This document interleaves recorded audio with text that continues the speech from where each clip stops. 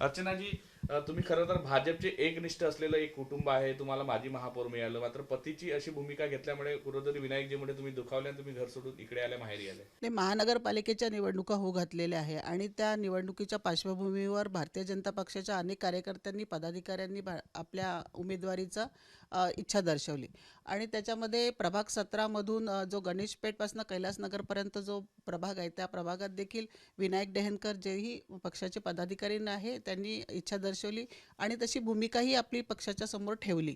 उमेदवारी मागण्यापर्यंत मी पण सोबत होते त्यांच्या, की काही करा, पण जर पक्षाचा निर्णय झाला, पक्षश्रेष्ठींनी ठरवलं की या प्रभागामध्ये हे 4 उमेदवार द्यायचे आहे, तर मला असं वाटतं की पक्षाने जो निर्णय घेतला किंवा पक्षाची जी भूमिका आहे त्या भूमिकेसोबत आपण राहिलं पाहिजे आणि म्हणून मी त्यांना म्हटलं की तुम्ही आता अपक्ष फॉर्म भरू नका, पण त्यांनी तो भरलेला आहे. व्हिडिओ जर्नलिस्ट सौरव बोलेसा, पराग डोबळे, साम टीव्ही न्यूज, नागपूर. पक्षाला हे कोणीच दिसलं नाही की मूळ भाजपचे कार्यकर्ते जे सतरंजा उचलणारे आहे त्यांच्याकरता मी पण त्यांच्या पाठीशी होतो. मला नाही मिळाली, त्यापैकी कोणाला तरी द्यायला पाहिजे होती.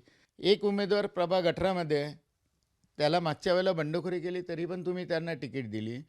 मी त्यावेळेला त्यांचा निवडणूक प्रमुख म्हणून काम केलं. 3 उमेदवार निवडून आले, एका उमेदवाराला बी फॉर्मच दिला नाही, तो वाया गेला पक्षाचा. तुम्ही एवढं म्हणजे आमचा तिरस्कार कराल का कार्यकर्त्यांचा?